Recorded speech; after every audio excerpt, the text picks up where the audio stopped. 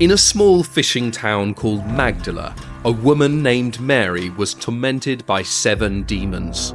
Yet only a few short years later, she was a disciple of Christ. On a dusty hill called Golgotha, just outside the city walls of Jerusalem, a grieving crowd wailed below 3 crosses. Among the crowd were Mary, the mother of Christ, and Mary Magdalene, his steadfast disciple. In a society that viewed women's testimonies as only half as reliable as a man's, she's about to witness a miracle. She was the first to see his resurrected body. Yet centuries since, her name, Mary Magdalene, has been shrouded in myth. Was she a demon-possessed prostitute? A keeper of hidden knowledge? Even the secret bride of Christ and bearer of his children? How did this outcast rise to such prominence? Welcome to Holy Histories. This is the story of Saint Mary Magdalene. Nestled on the western banks of the Sea of Galilee lies the historic port town of Magdala. In 1st century AD, it was a bustling, rough-edged fishing town where the air was thick with the tang of salted fish and the clink of coins. In its heyday, it had been the center of a thriving fish trade supplying Greater Israel. But by the time Emperor Tiberius ruled, its star was beginning to fade. This was Mary Magdalene's birthplace. What's clear is that she was no dainty figure. Curiously, she was both moneyed and outcast. She's listed as among the women in Luke 8:3 who supported Jesus' mission monetarily. But her roots? Murky. Her early years are obscured by her possession by 7 demons, leaving her an outcast, tormented wreck. Scholars, like Bruce Chilton, guess that there were multiple attempted exorcisms, while Bart Ehrman points out the number 7 could be a symbol for totality, total ruin. Some suggest she's the same Mary of Bethany who left her sister Martha cooking at the home of Lazarus while she sat at Jesus' feet, though that view has fallen out of favour.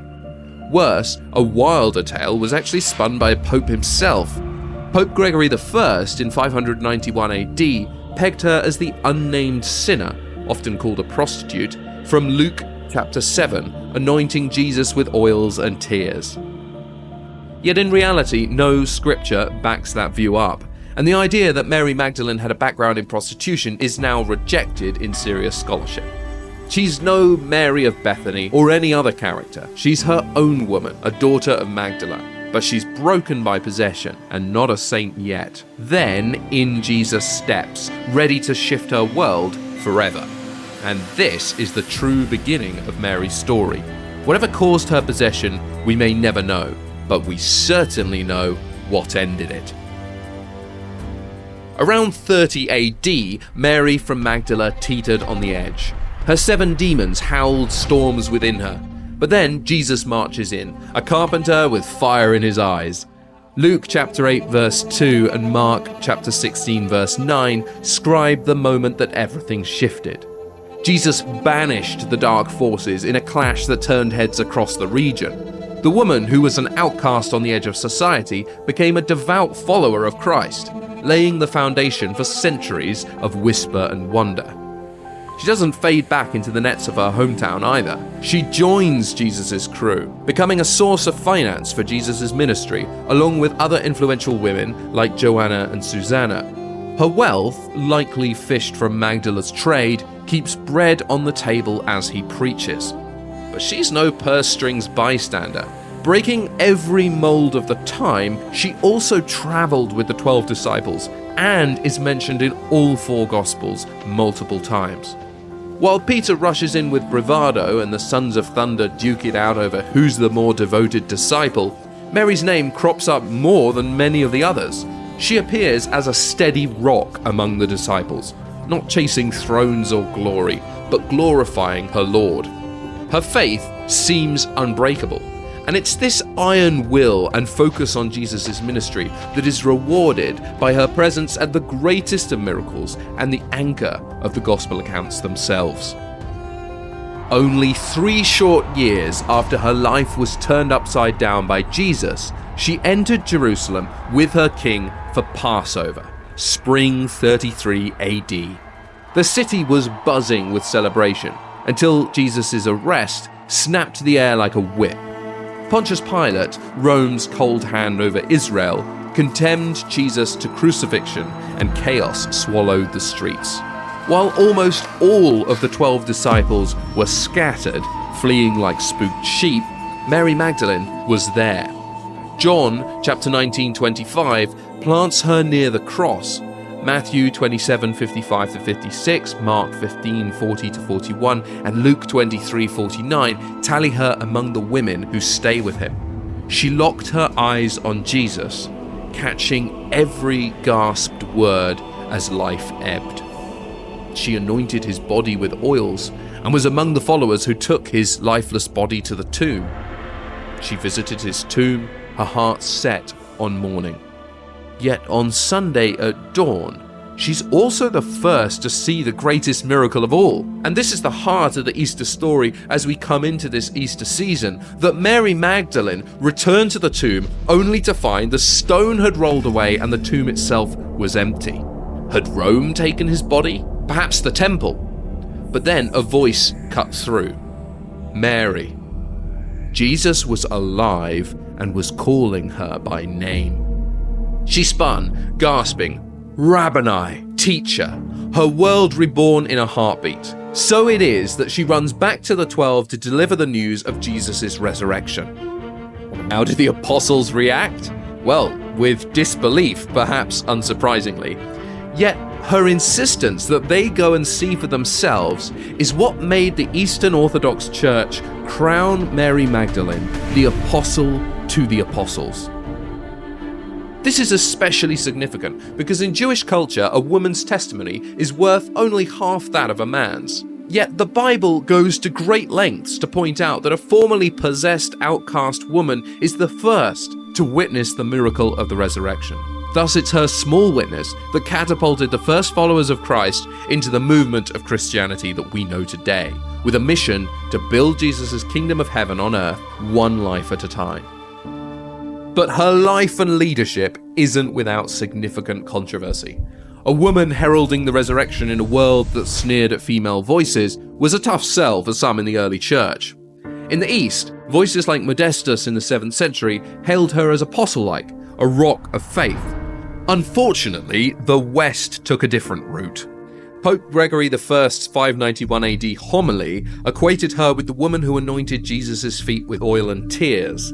It slapped on her the label of sinner and sparked stories of a former life in prostitution.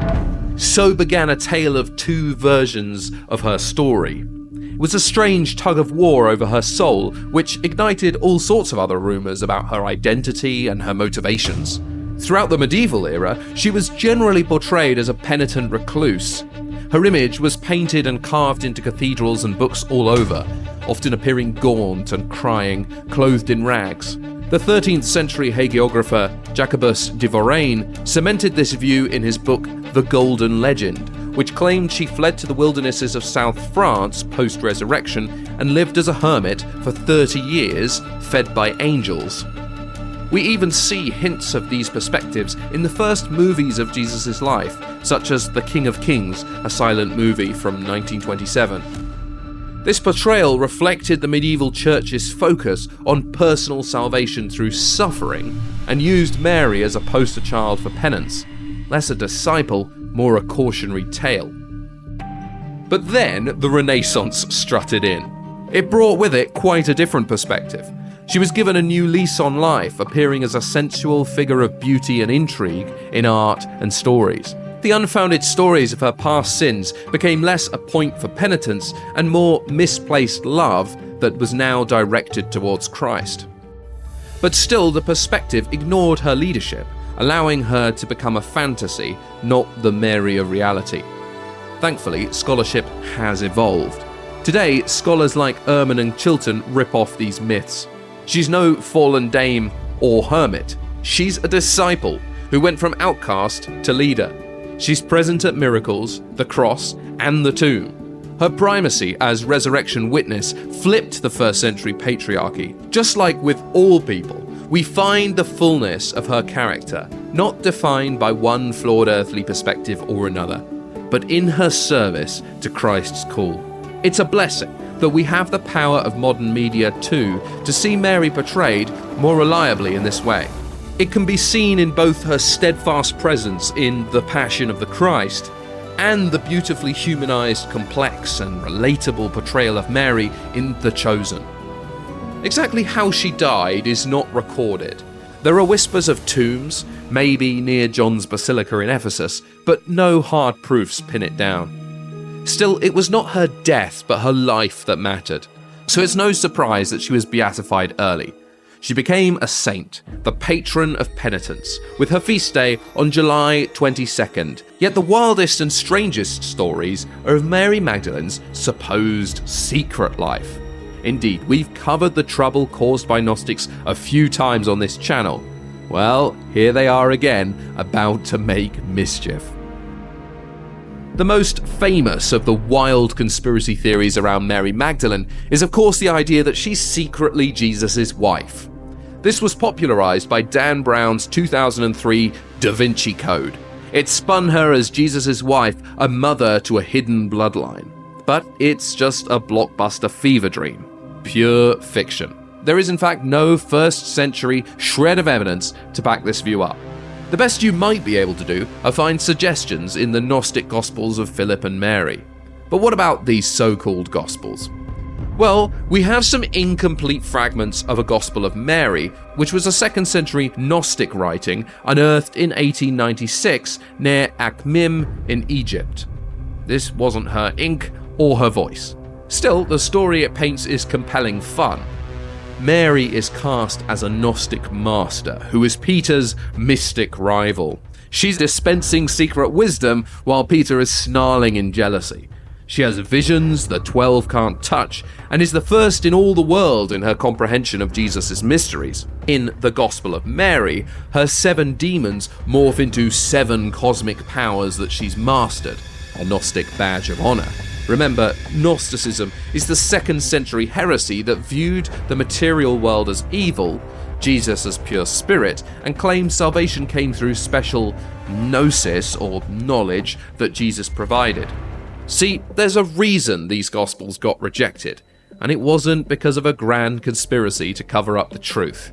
By the 2nd century, leaders like Irenaeus, circa 180 AD, torched these heresies in Against Heresies, calling Gnostic Gospels fables that twisted Christ into a ghost and his followers into riddle masters. The Gospel of Mary got no traction, was rejected, dead and buried until modern fiction writers like Dan Brown dug it back up. These fictions clash with Scripture's steel. The disciples were not called to hoard secrets. They were called to shout life.